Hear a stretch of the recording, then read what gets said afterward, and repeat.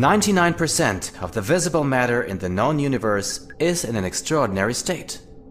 This state puzzled physicists for a long time. But scientists wanted to understand it. They were hoping they could access an almost inexhaustible source of energy. They wanted to bring the cosmic energy of the stars, the force of our sun, to Earth. Our sun has been shining for 4.6 billion years. A glowing ball made of hydrogen and helium. The star's power plant is located in its interior. Here, temperatures of 15 million degrees prevail. The hydrogen atoms are composed of nuclei and electrons. This state of matter is called plasma. Hydrogen nuclei fuse with one another. Helium nuclei are produced, and a great deal of energy.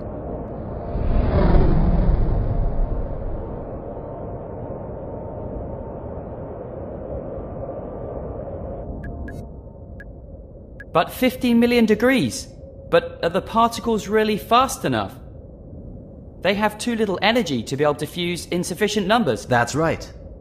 But in the sun's core, enormous pressure prevails, ensuring that fusion reactions take place. But exerting such a high pressure here on Earth will never work. That's right too. And that's why scientists had to resort to a somewhat different reaction, and above all, produce much higher temperatures for fusion, over 100 million degrees. Heating the plasma was not the problem. The real difficulty was to maintain plasma temperature in the chamber. For if plasma comes into contact with the chamber wall, it immediately cools down again. So, scientists just had to levitate hot plasma of 100 million degrees in a burn chamber without it touching the walls? No problem. You're laughing, but this is precisely what scientists had to try. And they used a force that you all know. Magnetism. Yes. Plasma consists of positively charged atomic nuclei and negatively charged electrons. Therefore, it can be influenced by electric and magnetic fields. Just like this pen. And it can even be confined in magnetic field cages. And then in such a way that it does not touch the wall of a fusion chamber. Can't I shape the plasma any way I want, just by generating the appropriate magnetic field? Unfortunately not. The particles mustn't be allowed to escape at the poles of the magnetic field. Only ring-shaped plasmas can do this.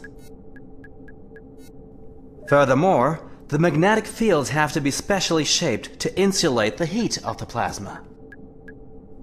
To achieve this, one has to understand the plasma very well.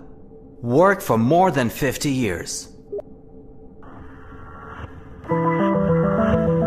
Since the end of the 1940s, scientists in many countries have been trying to clarify the properties of plasma.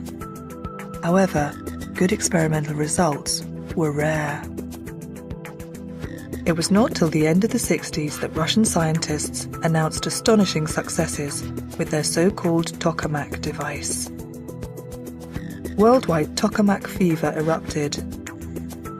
But after 10 years, the best results were still a factor of 25,000 below the requirements of a fusion power plant. But then the large joint European experiment, JET, went into operation in the United Kingdom. In 1997, the scientists there obtained results just a factor of 6 short of the ignition conditions of a plasma. The sun's fire came within reach for the first time. At the beginning of the 21st century, it was still not clear if a fusion power plant was possible. But continual increase of oil and gas prices brought the threat of economic crisis and war. And it was also clear that our climate didn't need even more greenhouse gases.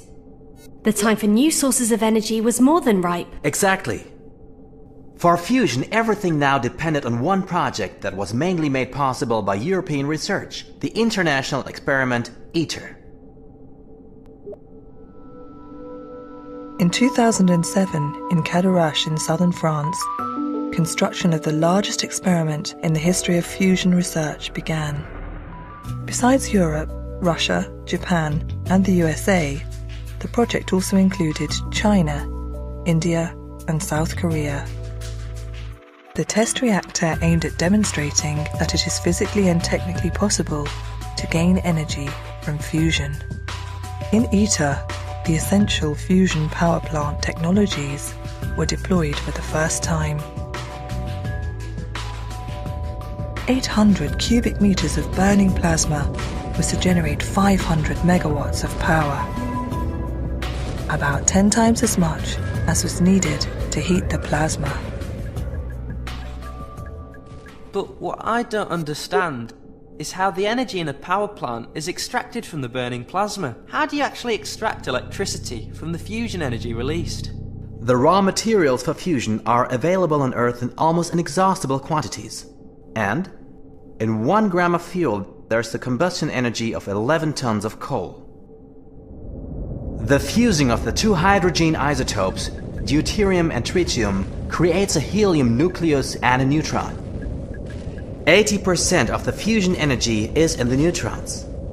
They are not charged and therefore fly out of the magnetic field cage. They are slowed down in the walls of the plasma vessel. Thermal energy is produced and it can be converted to electric energy, just as in the old coal-fueled power plants.